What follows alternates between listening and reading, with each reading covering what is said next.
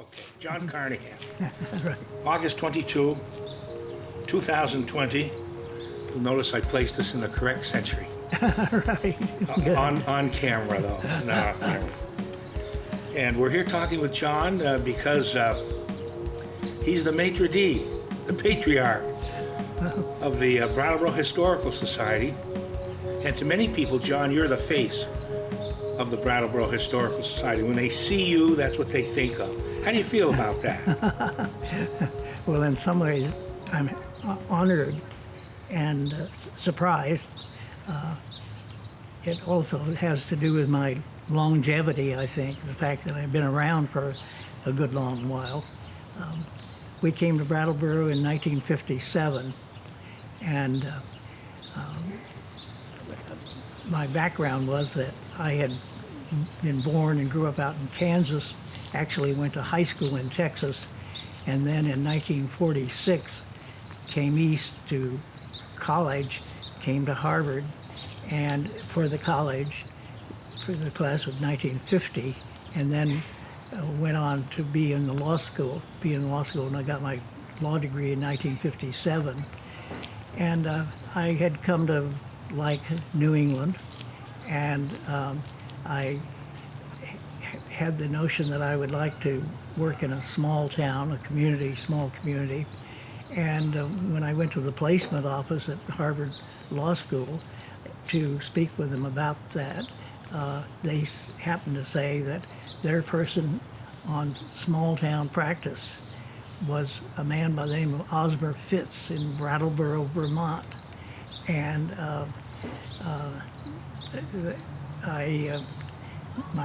I was married by then. Mary and I came up to Brattleboro to meet with Osmer, and indeed he was something of a character here in town. And his partner, Paul Olson, we met them and liked them and liked what we saw here in Brattleboro. Sounded like a nice place to go, and that's what we did in 1957. And well, where do we go from here? Right? Well, we're sitting in the backyard of your beautiful home here, and over your shoulder, you've got a nice view of the Connecticut River down there. Is this the home you moved into when you moved to Brattleboro? Have you been here? Now, actually, when we first arrived, we rented an apartment where we lived for a couple of years. 1958, excuse me,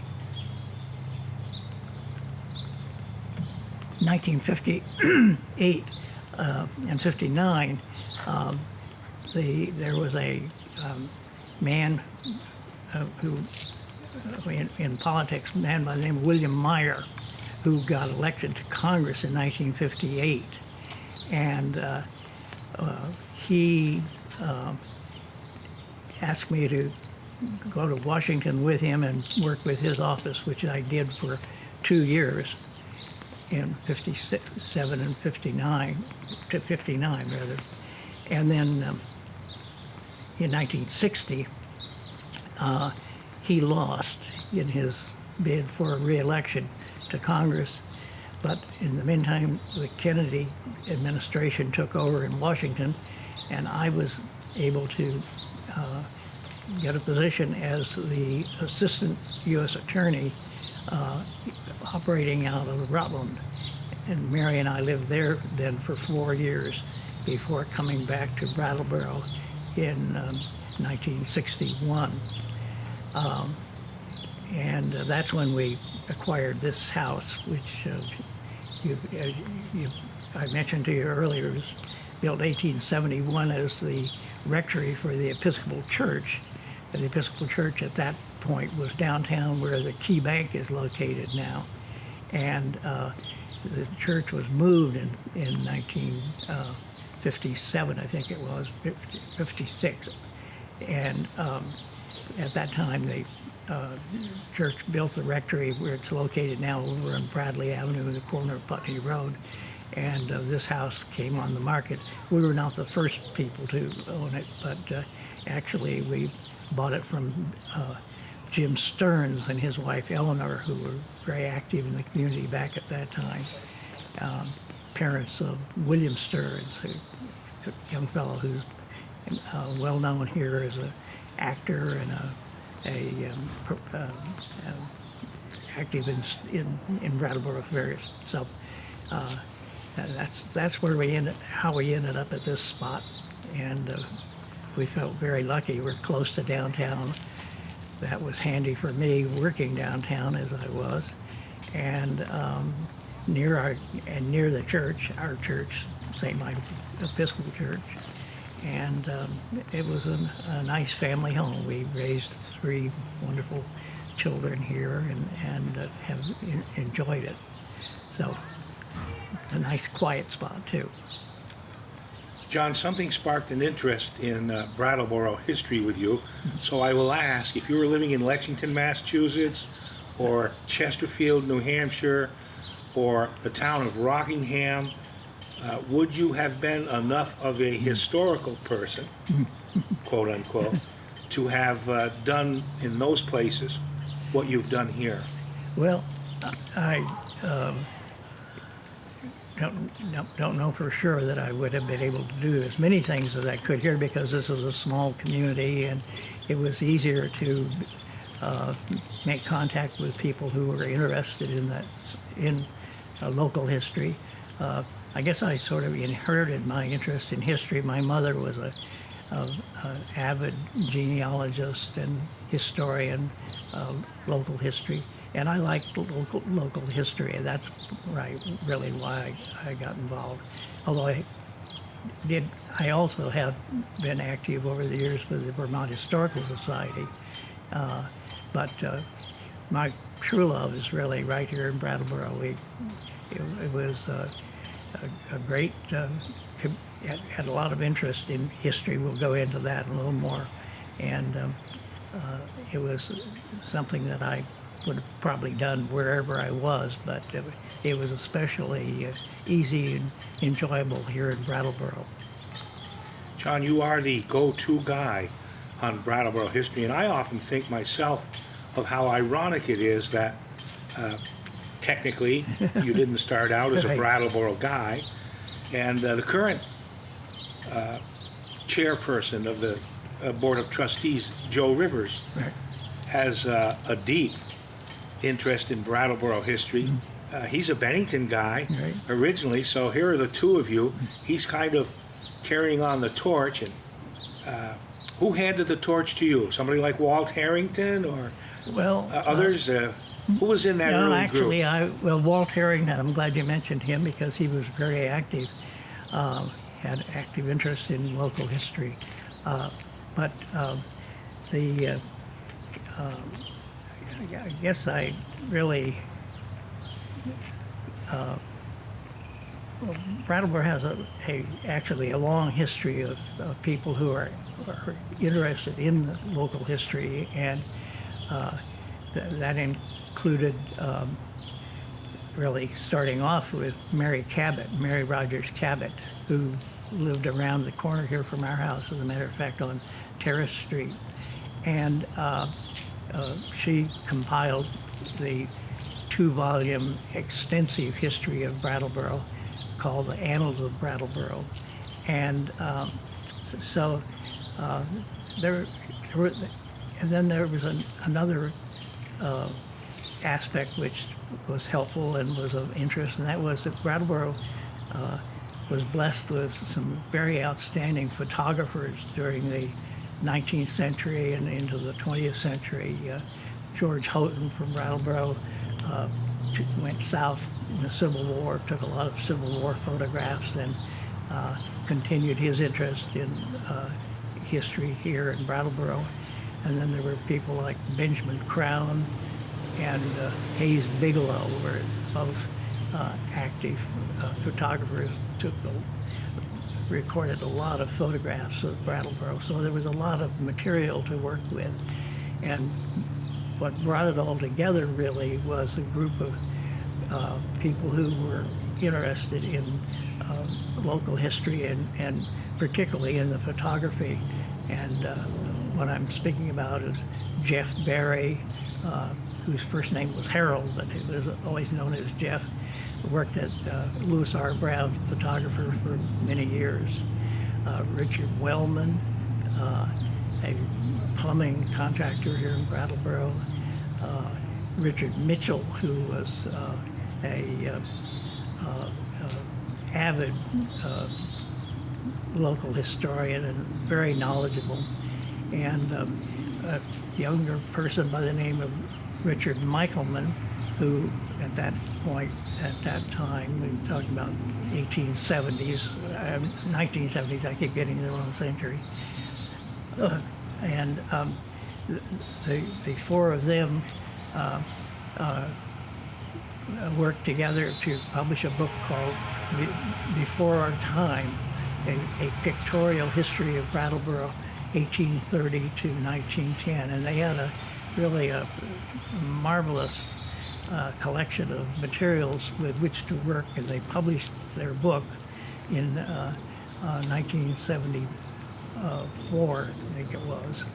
And it's an excellent volume. It has, not in addition to being a great collection of photographs, it has a lot of historic information and very accurate. They were very meticulous in their work in compiling that story of Brattleboro.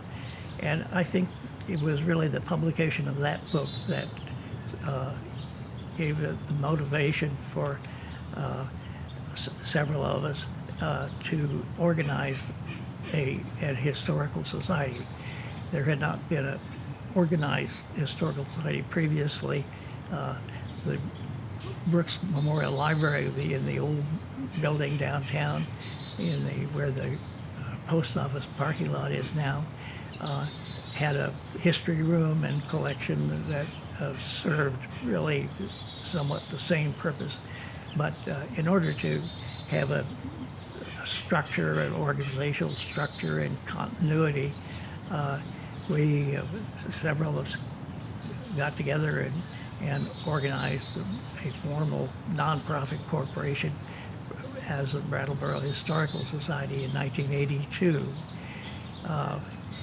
And we were fortunate that those four people, plus others, were very active and very supportive and worked hard on it. Our first president in 1982 was Stephen Baker. Steve Baker, whose family had been here for a long time and was one of my best friends, agreed to be the first president. I always enjoyed talking with Steve because he always had a lot of stories, a lot of good tales from earlier time. And as you mentioned, I was a newcomer really here, and it was fun to have somebody who has been around for a long time and had a lot of resources. He had a lot of funny stories about his Irish Catholic family background and activities, and about business in Brattleboro. He was very close to the business community here in Brattleboro. I miss Steve a lot. So trying to remember now what else I was going to mention. In addition to Steve Baker as the first president, I think our first secretary was Hazel Anderson, a retired school teacher who served as secretary for many years and was very, very active. And she was part of a group of women, mainly, who did a tremendous amount of cataloging and organizing the records and things like that. Peg Berry, Jeff's wife, was just full of information, details about Brattleboro history. I don't remember as I said, we organized in 1982, and frankly, I don't really remember. We did not have a full-time space. No, at that point, I think meetings were held at the Brattleboro library, the Brooks Library, and At the old library, the now old the parking library, lot? or in the For parking the lot. post office? Yes. Oh, it's so sad that that building was lost. It would have been a terrific spot for a historical society. It would have been perfect, but that was not to happen. But what did happen eventually along the way was that space became available in the Brattleboro Municipal Center, which was the old high school. And that was a historic building also. And her president at that time was Bill St. John. And I can remember Bill St. John and his wife on their hands and knees scrubbing the floor in that room on the third floor of the center, municipal center. That was a wonderful space, and still is, for the Historical Society of the town. Have been very generous. There was no rent charge, no insurance, no,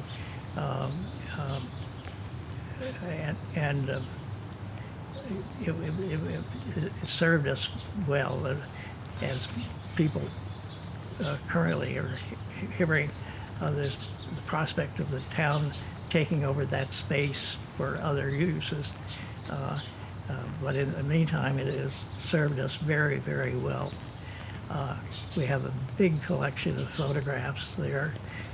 Again, going back to the Before Our Time group, their records and collections and all came to the Brattleboro Historical Society and constitute a really major collection and wonderfully organized, which is really a big help. A visitor. Yeah, right. Goodness gracious, that's a good one. John, one of the missions of the Brattleboro Historical Society is to disseminate the information, to keep the history alive, to get it out to the general public. Within the last 10 years or so, we've been using modern technology, the internet, social media, etc. But it wasn't always that easy, I'm sure, starting in 1982 through the 80s, 90s, etc. How did you get the message out? Well, I just mentioned that we had just a small newsletter that actually I produced in my law office and copied on a mimeograph machine and mailed out just for Historical Society notices and things like that. But in addition to that, there was a lot of activity in publishing. There were books that people wrote, put together, and things like that. And all of that has evolved in an exciting way into the modern era, where there are things are online. We're talking about Facebook and social media, that means of disseminating, and that's really wonderful because it makes information available to so many more people. We hear about literally hundreds, if not thousands, of what I think are called hits on social media, and the response from the public, from not just local but people from, particularly from Brattleboro, who are no longer in this area, who just thoroughly enjoy material that's being disseminated in that way. The photographs are being digitized and are now available in that format. We've been extremely lucky in having a lot of good help from people like yourself, Bill, Reggie, and others. I hesitate to try to name people because I'll leave somebody out, but certainly Lee Haw has been extremely active and talented in that. And I should also mention that for the past few years, she's been the editor of our newsletter, which is really outstanding. It's there's always good historic material, and as well as news about the activities of the organization. So we've been very, very fortunate over the years to have a lot of good people, and it's still going on and getting even better, if you will, with the new technology. So that's been an important part of it. One other thing that we did, we didn't have any display space for the Historical Society at the Municipal Center. There just wasn't room in the room that we were using there. We call that the research room. And we undertook and have had now for the last several years a history center and museum space in the Masonic building down on Main Street in Brattleboro. And that's been a big plus, a big addition to our activity and being able to display some of our collections and all. But the research space and the research facilities for the Historical Society are really phenomenal. It's amazing how big they are. And it's all because of a lot of hard work and a lot of people building these collections and working with them over the years. There's a tremendous amount of good information available for anyone coming to the Brattleboro Historical Society research room. John, the Vermont Historical Society has a program where they invite towns from all around the state, probably eventually all of the towns, to put together some kind of a display and showcase that town. And that honor went to Brattleboro in the not too distant past. How did you feel about the exhibit that was put together? You were instrumental, not only as a motivating factor, but also physically moving things from Brattleboro into the Vermont Historical Society. And I think they were there for 6 months or so. And people from around the state, could see Brattleboro, whatever we put up there for them. And then that whole exhibit came back to Brattleboro, and we showcased it at the River Garden. Do you have some thoughts on those two processes? Yes, that was a fairly new program for the Vermont Historical Society. The Vermont Historical Society traditionally, for a long time, has been at the Pavilion Building there in Montpelier, and later on took over space in the so-called Spalding Graded School Building over in Barre, and and space became available at the back at the Pavilion Building, and one of the things they were able to do, the Vermont Historical Society was able to do, was to create a display space there, and that's the program that you're talking about, the display. I can't remember the name of the display. Can you tell me? It was...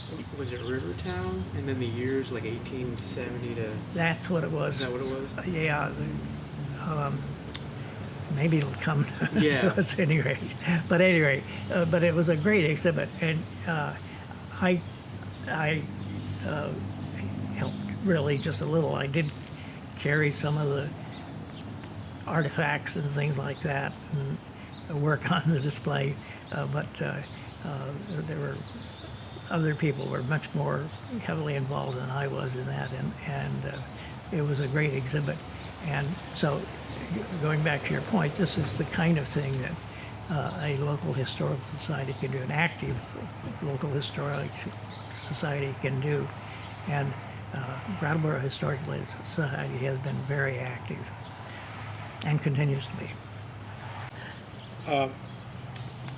John, are there some projects or practices or contributions to the community that you would take particular pride in as accomplished by the Brattleboro Historical Society?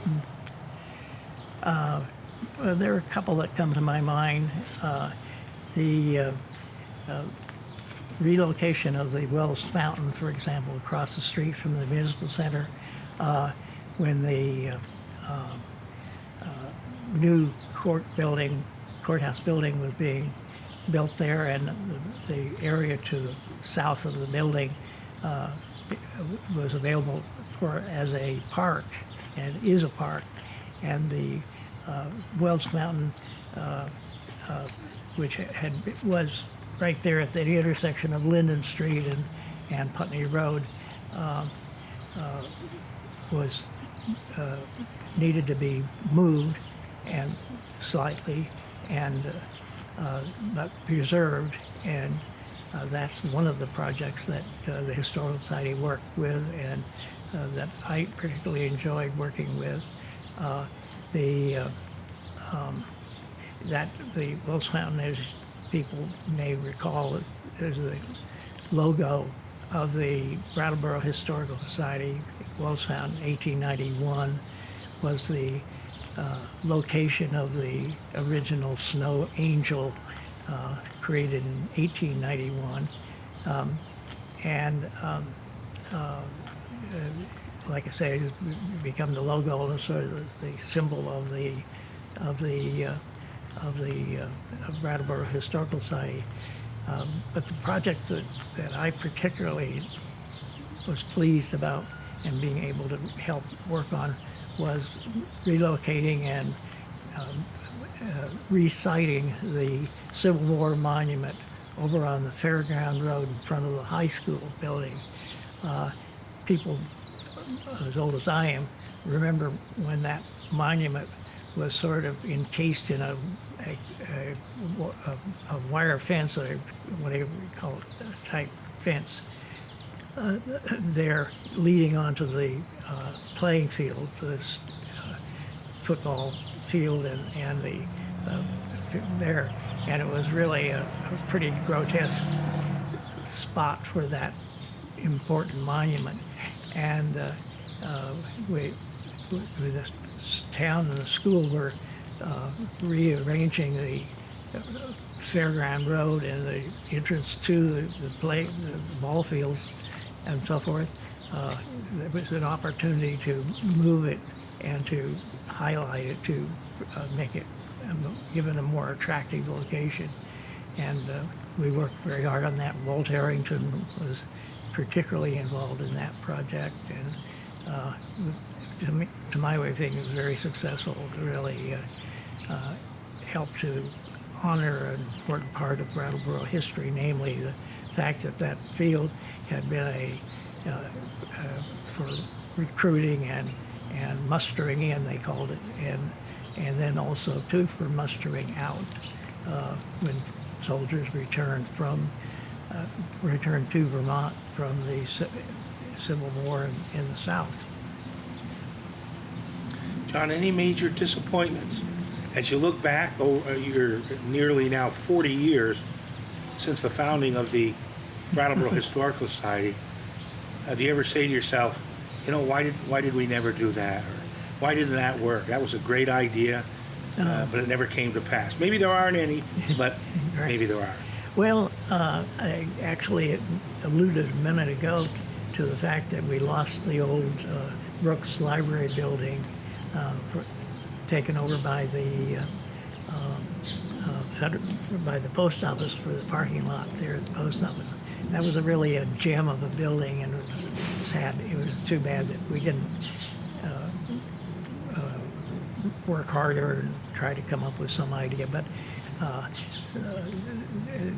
there were some good things that came of that building, of the post office going in there. The federal government paid the town quite handsomely for that space, and the money was used for the new library building. So there was a good side to it as well as a bad side.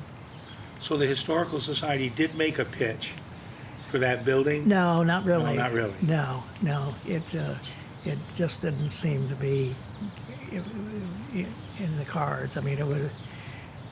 I don't know how it could have been done, but it just was, it was a sad loss, but I would say from the sentiments that we get on social media, people are constantly saying, "God, I wish it was the way it used to be. I wish the Royal Diner was still downtown. Oh, I yes. wish there was a diner here." right. I'll bet today there'd be a hue and cry if a property like that became available.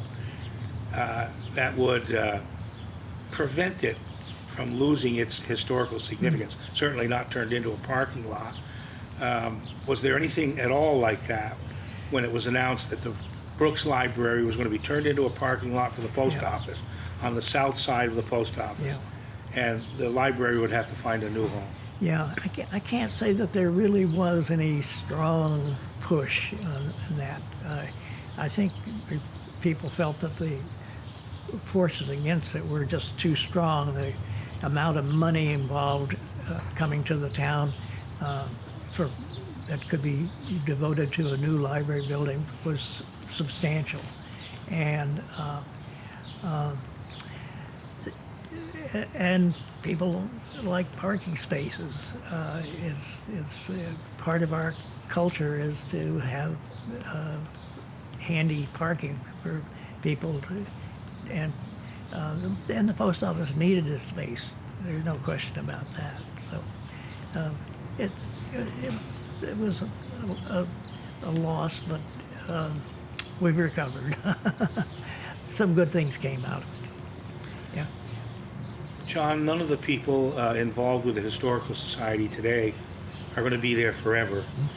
Would you pass on any advice to those who would come afterward and staff, if you will, the Board of Trustees for the Brattleboro Historical Society?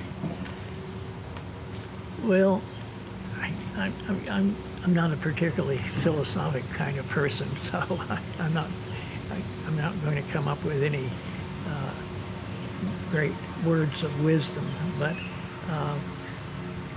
it was just amazing to me, the commitment and the enthusiasm of people to the Historical Society. I think we have a wonderful group of trustees, in particularly officers, people like Joe Rivers, who's been just a tremendous leader and promoter for the Historical Society. Barbara George, who's devoted endless amounts of time and work in connection with it. Lee Hod in the newsletter. These are all new people, if you will. They're from the people who were there when we originally organized it are pretty much gone, and I'm facing that too at this age. And I have to say that no one's been more enthusiastic than yourself, Bill Holliday, and particularly providing leadership on the social media and the new technology, which is just really heartening. It's been great. So I've enjoyed it and hope to continue enjoying it for a little while longer. But thank you to you and Reggie and all the people who are the future and continuing to the future for the Historical Society. Thank you very much. Well, all of us, John, putting out information today rely enormously on the historical research work done by some of the people right now on the Board of Trustees, who you just mentioned, but also former members. So we're really conduits to the information, not so much contributors to it. It's very gratifying, very gratifying.